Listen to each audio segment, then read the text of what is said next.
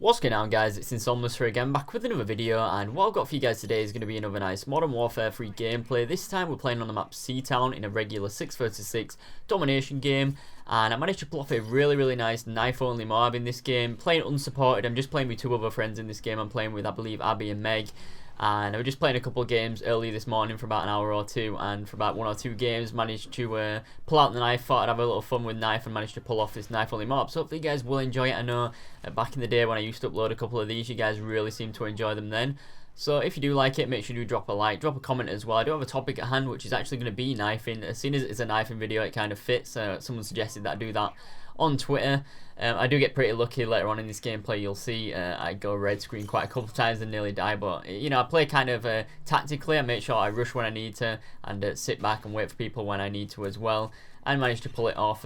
Luckily I do only have audio in one side of my headset because my wires are kind of like loose at the moment, so I still managed to sound all them decent enough even though I couldn't hear from one side. But you got to work with what you got, ain't you? But anyways, into the topic at hand, it's going to be knifing in Call of Duty games. I'm going to start with the early Call of Duty games. I'm not going to go all the way back to like COD 2 and COD 3 because I never really played those. I'm going to start off with COD 4 and then I'm going to kind of move my way back up. And first of all, I'm just going to say like COD 4 and COD 5. Those two games to me kind of grew up in the same thing. I'm pretty sure like the system and how everything worked in those games are pretty much exact same, both of them.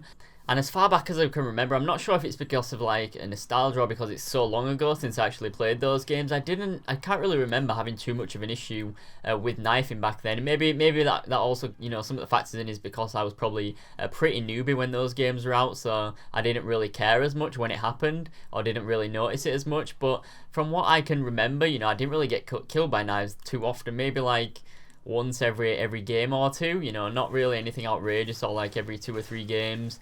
And it seemed pretty fine. And then as it seems, of course, you know, that the games are really old. Maybe I'm just remembering it differently, but that's basically what I can remember. Then moving on to Modern Warfare 2. This is where the knifing just got completely out of hand. You know, you guys remember the lunge that the knife had in that game. They also introduced the tac knife, I believe, in MW2. As well as that, you know, they had the extreme pain in the ass perk of Commando, which was absolutely horrendous. People could like lunge you halfway across the planet, which kind of sparked it. I think that's what sparked the rage for everyone with knifing. You know, I don't think people really cared about knifing too much prior to that, but once it got actually, you know, elevated, people notice it every single time they get knifed now, and that's what kind of sparked off this kind of hatred towards knifing, anyways, in my opinion, or at least panic knifing for that.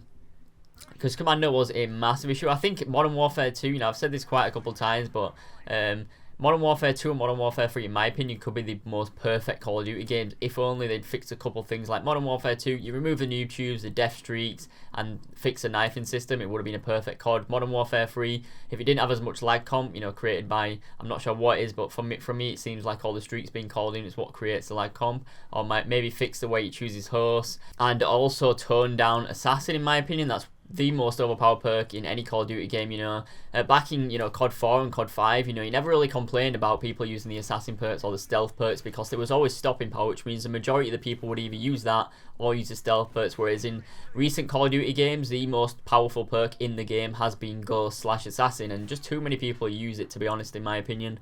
But obviously that's what it's there for, but I do think it needs something to, you know, balance out the scales a bit. So I think stopping power does need to come back, or would have been perfect if it was back in MW3, but hopefully it comes back in Ghost. I would really love that, to have stopping power back. That's just my opinion, maybe you guys don't agree. But anyways, back onto knifing, moving into Black Ops 1. The knifing, you know, they kind of tweaked the knifing quite a bit in Black Ops 1. That was the first game where they really updated quite a lot of things consistently, and knifing is one of the things that they always change but never seem to get right. It always seems to have some problem, or whenever they fixed it, it seemed to get some other issue. It was either too long of a lunge, too little of a lunge. You could knife people when they were behind you. That's one of the most irritating things for me, like just purely because of connection. Like when you're behind someone and they're not even facing you, and then they knife and they completely 360 and kill you, whether it's connection or just the knifing auto aim system. And right there, I should have probably died there, but I luckily managed to avoid that guy's Type 95 burst and get saved.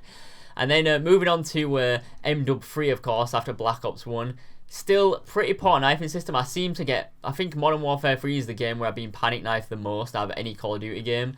It had a really bad knifing system, in my opinion. Like sometimes you would knife someone and then your knife would go straight through their body, then they would come around and knife you back, and really frustrating, especially like a lot of these knife only MOABs. I failed quite a lot of them before when I used to go for them quite a bit, purely because like I'd be like 1 or 2 kills off, I'd knife someone, my like aim would just fly everywhere when I tried to knife them, or I'd fly straight through the body and they would knife me back, something along those lines.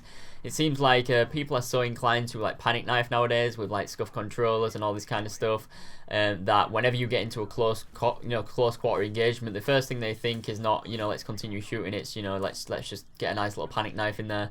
And then Black Ops 2, it's pretty much similar to Modern Warfare 3, not as bad, but still really, really, really frustrating when you do get knifed. Anyways, that's pretty much my opinions in knifing. I think to make knifing perfect in Call of Duty, what they need to do is remove the knife altogether and just have it as a secondary. So you have to have a secondary to knife.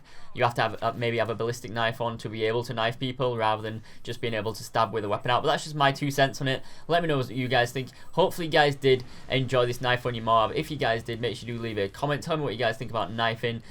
Leave a like if you can. If we can hit 1,000, that'd be awesome. Subscribe if you're not already. I can't even speak. Subscribe if you're not already, and I'll see you guys in the next one. Bye.